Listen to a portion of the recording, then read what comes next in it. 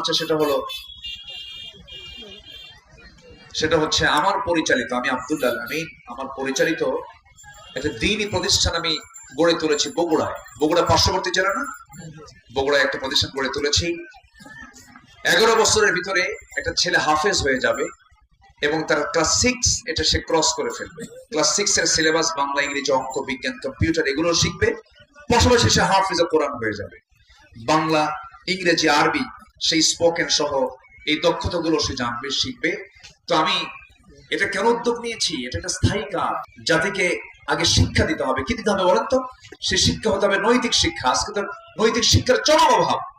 তো আপনার সন্তান যদি 7-8 পাবেন, আবাসিক শাখা এখানে পুরুষ এবং মহিলা, ছেলে মেয়ে দুটাই আছে।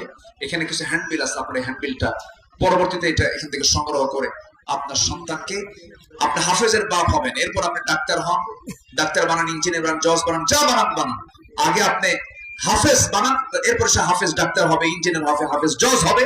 অন্তত রডের বদলে বাঁশ দেবে না। কি কথা কি বোঝা গেল? এই উদ্যোগটা আমি নিয়েছি। এখানে নাম্বার আছে, মাদ্রাসার অ্যাড্রেস আছে, এখান থেকে আপনারা সংগ্রহ করতে পারবেন ইনশাআল্লাহ। আসুন আমরা আল্লাহর কাছে যাব, আল্লাহর কাছে